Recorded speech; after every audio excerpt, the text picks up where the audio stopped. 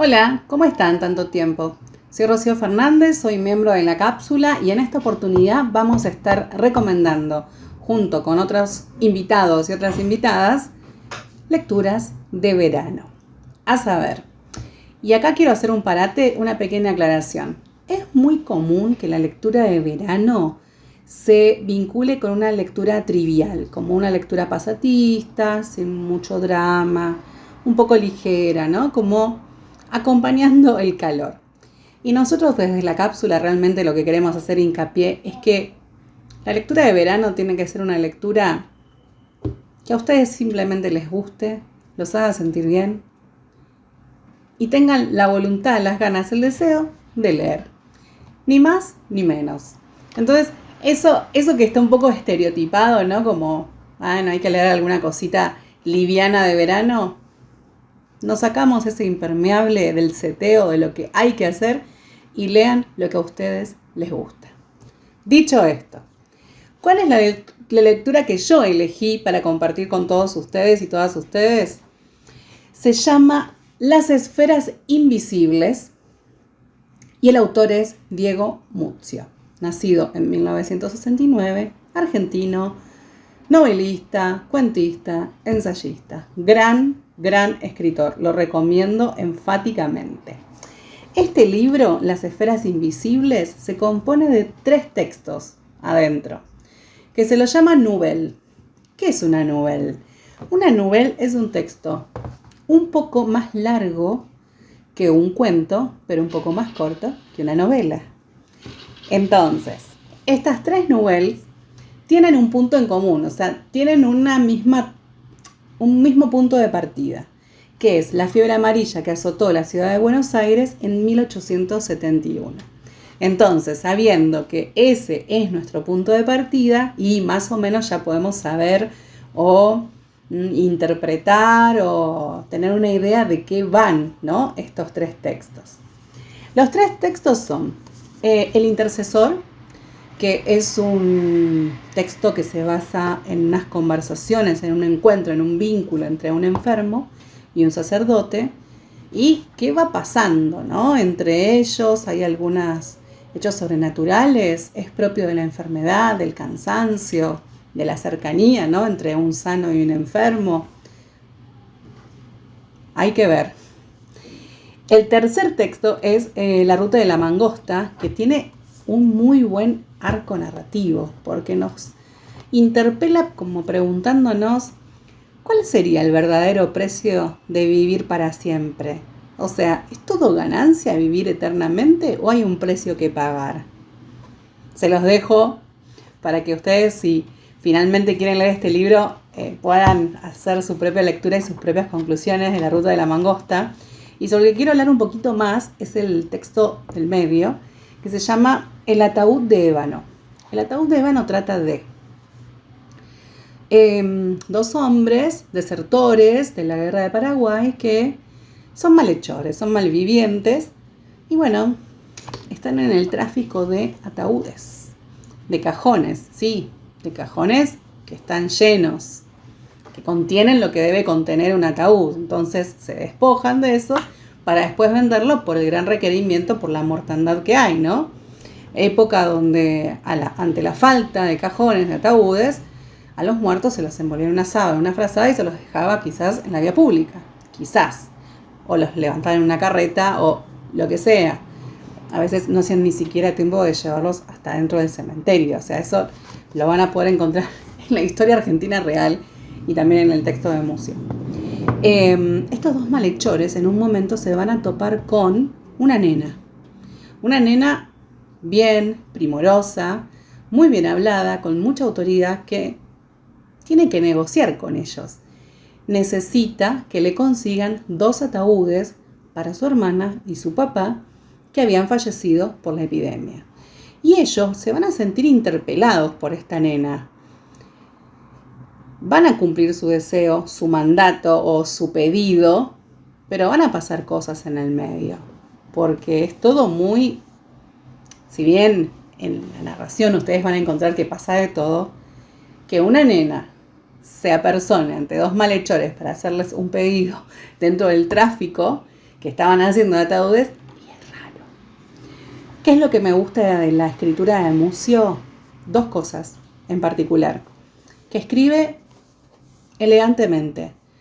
No es que condene a un escritor que escribe como hablamos diariamente, pero cuando uno lee, en algunos casos es lindo leer cuando es elegante, con palabras bien utilizadas, con oraciones bien articuladas, te predispone de otra manera. Por lo menos a mí me pasó así con esta lectura.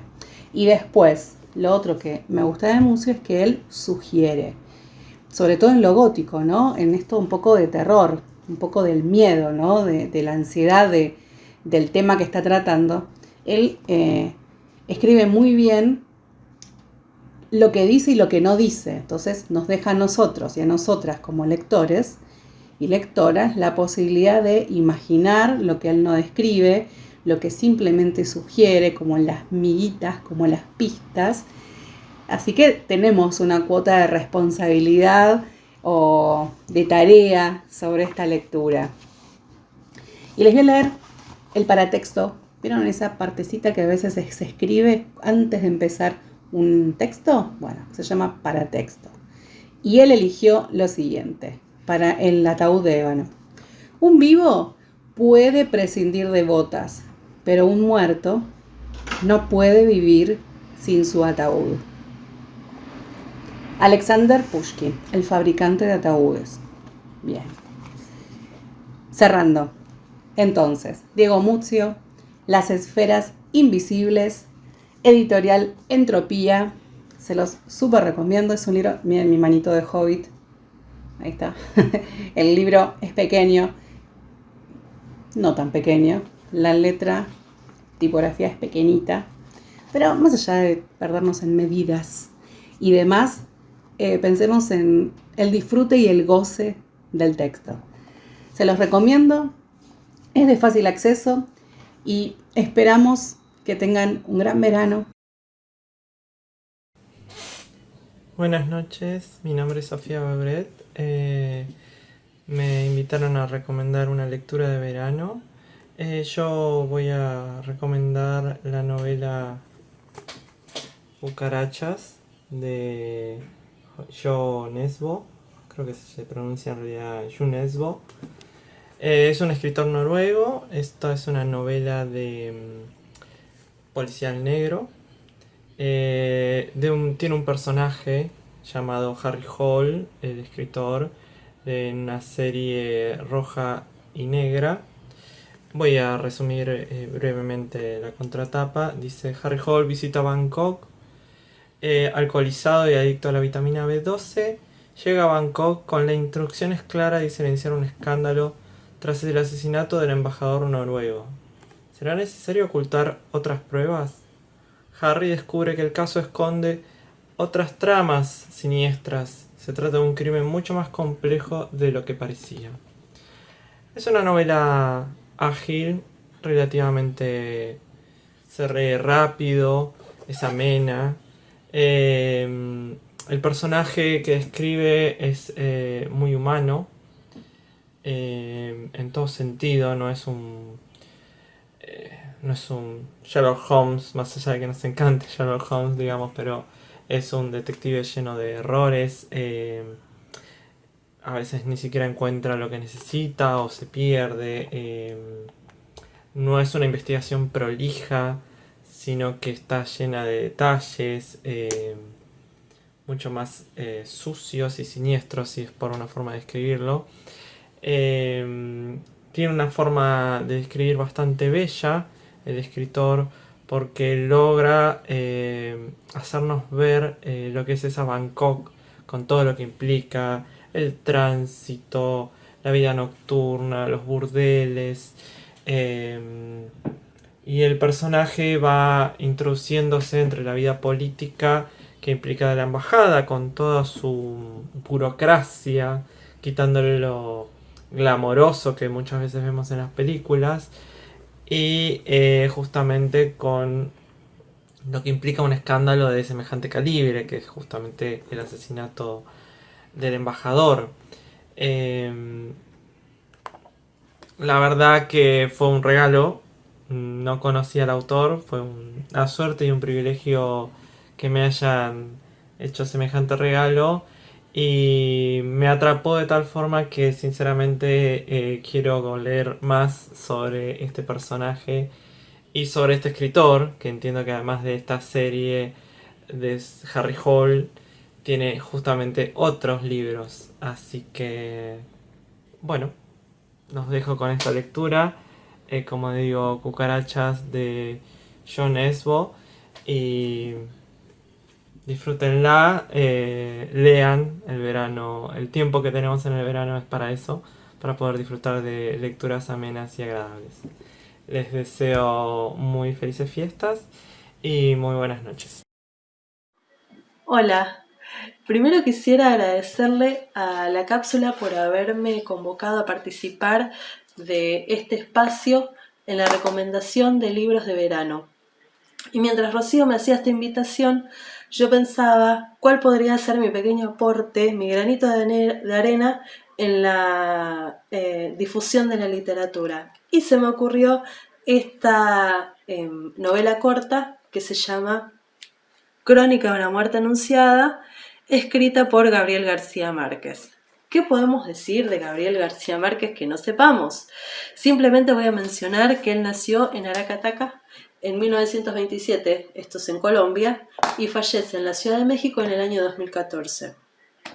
Él a lo largo de su vida se desarrolló como periodista, guionista, editor de libros y obviamente como prolífico escritor, lo que le valió que en el año 1982 él recibiera el Premio Nobel de Literatura.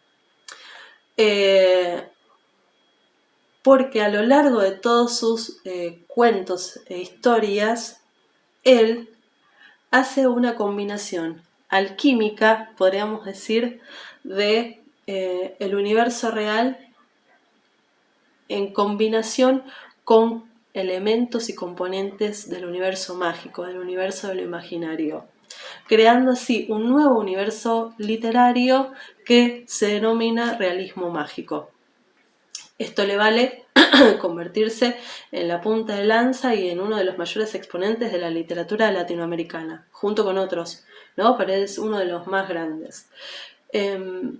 Crónica de una muerte anunciada fue publicada en 1981, o sea, antes de recibir el premio Nobel, y no es la excepción a la regla. Él lo que hace en esta novela corta es combinar, o sea, tomar un hecho de la realidad, o sea, de un hecho criminal que sucedió en Colombia, tomarlo en clave de relato policial, pero inteligentemente lo que él hace es romper con una de las características principales del relato policial, que es el análisis cronológico de los hechos para entender el crimen.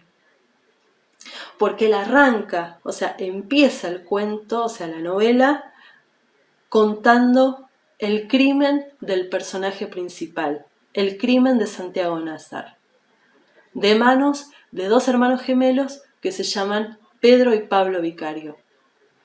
Entonces uno podría pensar que el resto del libro sobra, si ya me spoileó el propio autor el fin de la historia, sobra.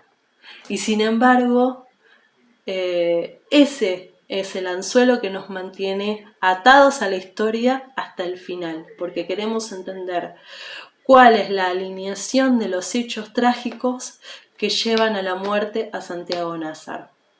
Simplemente voy a decir que Santiago Nazar, protagonista principal, muere en manos de estos hermanos gemelos para defender el honor de su hermana Ángela Vicario, porque ella lo acusa a Santiago Nazar de algo que en ese momento era inaceptable, que se podía solamente equiparar con la muerte. No voy a contarles más porque me interesa que la lean, que después comenten en la cápsula qué les pareció esta recomendación y, por sobre todas las cosas, y en clave de Gabriel García Márquez, cuenten que una mujer rosa con el pelo color verde les recomendó Crónica de una muerte anunciada. Muchas gracias por haber llegado hasta acá y espero que lo lean. Les va a llenar el alma, les va a llenar de calor el corazón que tanto necesitamos en este enero tan raro en Buenos Aires. Así que hasta la próxima y gracias. Hola, soy Inés. Estoy invitada por los chicos de La Cápsula para recomendar una lectura para el verano. Les traje Este dolor no es mío, de Mark Walling. Es un libro muy conocido. Llegó a mí a raíz de un taller de constelaciones familiares que hice hace varios años, donde me lo recomendaron. Y bueno, surgió después que se basó en este libro la serie Mi Otra Yo. Por eso es tan famoso. Bueno, este libro la verdad que a mí me ayudó particularmente en destrabar varias emociones que yo no sabía de dónde venían.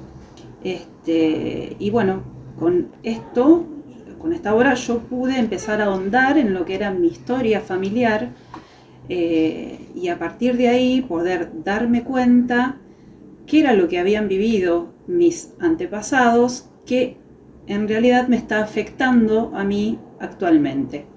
El autor es un muy reconocido terapeuta transgeneracional.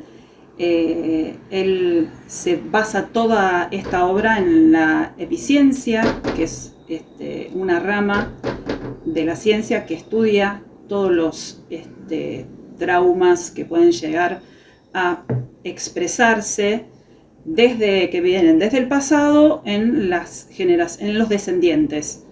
Y plantea muchas herramientas que nos van a ayudar a descubrir cuáles son las causas de esos patrones que nosotros registramos en nuestras conductas. Quizás a veces no nos damos cuenta, pero a través de esto sí podemos reconocer todo lo que han pasado nuestros antepasados y poder de esa manera no solo reconocer, sino también trabajarlo y poder integrarlo y de esa manera sanarlo. Cuando sucede que reconocemos esa historia, la hacemos propia, le damos lugar, eso nos lleva a poder terminar con esa carga emocional que nos afecta.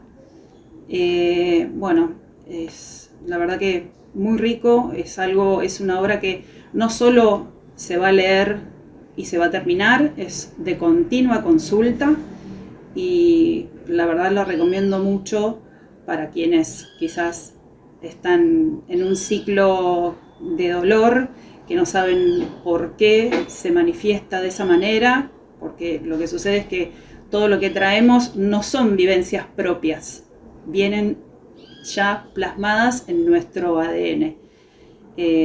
Así que bueno, yo se lo sugiero para poder trabajar todo eso y poder descubrir mucho de nosotros mismos, de nuestros antepasados y de esa manera poder liberarnos de todo lo que quizás nos está afectando y después de poder ver todo lo que pasó y lo que nos pasa, sinceramente se siente mucha liberación y es lindo, por más que sea muy doloroso, es lindo poder reconocerlo y poder saber que todo no es por nosotros mismos, sino que viene quizás impreso desde varias generaciones atrás. Así que bueno, espero que les guste. Si lo trabajan y llega a sus manos, le van a sacar mucho provecho seguro. Gracias. Soy Elías Markin y agradezco a quienes hacen la cápsula por invitarme a recomendar una lectura de verano. En este caso, el libro es Comer, Rezar, Amar, de la autora Elizabeth Gilbert, una novelista norteamericana, que relata una memoria novelada en la que cuenta cómo a partir de la crisis que le provoca la separación, decide hacer un viaje en 3 etapas. La primera, que va a tener lugar en Roma y que tiene un carácter más sensible, donde ella va a atender más sus gustos, sus placeres, y luego una etapa más espiritual que tiene lugar en la India, donde justamente ella va a profundizar su experiencia en el budismo, y por último en la isla de Bali, donde va a conocer a su amor del resto de la vida. Me parece una lectura interesante, muy recomendable, sobre todo porque crisis en la vida atravesamos todos, y cómo a raíz de la misma podemos convertirla en una oportunidad de cambio, de autoconocimiento, de crecimiento, y darnos la oportunidad de volver a empezar. Bueno, muchas gracias y que tengan un excelente verano. Hola, la cápsula y hola, capsuleras. ¿Cómo va? Yo soy Agustín, soy estudiante de la carrera de Letras en la UBA, y Ron me pidió que me sumara a esta iniciativa de la cápsula de recomendar lecturas antes de la llegada del verano. Así que en ese sentido, aquí estoy recomendando un clásico de Ray Bradbury, que es Fahrenheit 451, un libro en el cual nos plantea un futuro distópico en el cual los libros están prohibidos, ¿no? Se queman, de hecho, justamente por eso esta versión, que me gusta tanto, tiene fuego en la tapa, ¿no? Esta versión, que es en idioma original, en inglés, es hermosa, pero además hay muy lindas versiones que se pueden conseguir fácilmente, tanto en español como en inglés, o en el idioma que ustedes lo deseen. Pasando a lo que tiene que ver con el libro en sí, bueno, justamente nos plantea, como decía, este futuro distópico, y Fahrenheit 451, estos 451 grados Fahrenheit, o en su traducción a los Celsius serían unos 232,8 según estuve mirando en Google, refieren justamente a los grados en los cuales arden las páginas de los libros, ¿no? Según nos explica Bradbury en una de las primeras páginas previas incluso a la introducción del libro. En ese sentido, el protagonista del libro es un hombre llamado Guy Montag, un bombero, que a raíz de que una vecina se inmolara ante la quema de su biblioteca, comienza a cuestionar su rol como parte del aparato censurador del Estado, ¿no? Bueno, en ese sentido, me parece que antes del conflicto central del libro, hay una escena hermosa que presenta de forma muy clara justamente el universo que Bradbury nos quiere presentar, ¿no? Allí, en las primeras páginas del libro, una chica llamada Clarice le pregunta al protagonista sobre si él alguna vez lee alguno de los libros que quema, ¿sí? Y la respuesta del protagonista es muy tajante, sin siquiera dudarlo un segundo, responde que no, que eso está prohibido.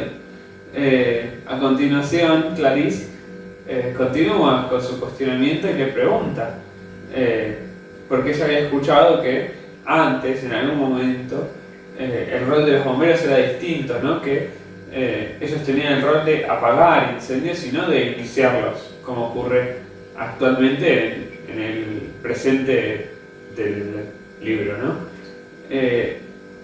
Nuevamente la respuesta de Montag es tajante y es un no, sin dudarlo. Pero Clarice continúa, ¿no?, en su cuestionamiento y menciona que ella notaba que los conductores cuando manejan, no observan el mundo a su alrededor, ¿no? El paisaje es para ellos meras manchas. Y en ese mismo sentido, menciona también que a su tío lo habían una vez encarcelado por 2 días por haber manejado demasiado despacio. Me parece que en esta escena Clarice desnuda brillantemente dos de las características que a mi parecer son más importantes de la literatura, ¿no? Esta capacidad de cuestionarlo todo, pero a su vez también esta capacidad poética, esta visión poética, ¿no? De observar el mundo, que es algo muy lindo y también muy importante. Y me parece que la recomendación de esta obra es especialmente relevante en este momento, ¿no? Donde el gobierno viene persiguiendo a Dolores Reyes con Cometierra, así como también a Gabriela Cabezón Cámara, también a Sol Fantini y a otras autoras. Y me parece que ante estos ataques del gobierno, ante este gobierno oscurantista, bueno, hay que celebrar esta iniciativa de la cápsula, ¿no? Eso es precisamente en la cápsula. Han hecho ya un video recomendando Cometierra, recomendando también Miseria de Dolores Reyes, así que bueno, dejo recomendado ese video también. Y por último, reivindico la literatura, los libros y también el conocimiento, así que aguante los libros y aguante la literatura. Hola, mi nombre es Lisandro Walter y recomiendo No leer Montaje y Reproducción, escrito por Lisandro Walter. Montaje y Reproducción es un libro de relatos que sigue la vida del ruso, un protagonista un tanto problemático, y cómo es su devenir en adulto y particularmente en escritor. Podemos ver dos series, podemos leer dos series. Una es la de Montaje, donde el narrador es él y justamente se detiene en momentos clave que lo forjaron como persona. La gran pregunta de este libro es ¿quién soy? Y ¿quién soy ahora que eso ha ocurrido? Al mismo tiempo asistimos a la escritura del ruso, esto es lo que él escribió en los relatos que componen la serie Reproducción. Por lo tanto son reproducidos dentro del libro. ¿Por qué no leer Montaje y Reproducción? Este es un libro cuya propuesta es incomodar y entretener. Entretener porque es necesario para competir contra el dedo histérico del TikTok o del Instagram, pero al mismo tiempo incomodar porque el entretenimiento vaciado de un sentido más profundo es algo así como una lobotomía. Feliz, seguro, pero trágico. ¿A quién le recomiendo leer este libro? Bueno, si usted es la clase de lector que no va a un libro solamente para ratificar lo que ya sabe, que está dispuesto a ser o dispuesta a ser sorprendido, sorprendida, sorprendide, es en ese caso que le recomiendo la lectura de este mi humilde librito, Montaje y Reproducción. Puede conseguirlo a través de la editorial Caburé, desde su página o incluso su librería ubicada en el barrio de San Telmo. Bien, voy a leerles un fragmento. No había niebla. Es mentira que el tiempo sea empático, ese dejo romántico que todavía puede rastrearse en producciones cinematográficas malas, que hace aparecer la triste lluvia o el sublime diluvio, la niebla del final abierto o el sol que ilumina un happy end. Ese dejo, adjetivo que reorganiza el cosmos, no existe. Mierda, esto es la vida y no tiene guión. Por último, quiero invitarles a que pasen por la cápsula en red y chusmeen las otras recomendaciones de lectura y también agradecerles a ellos por este espacio.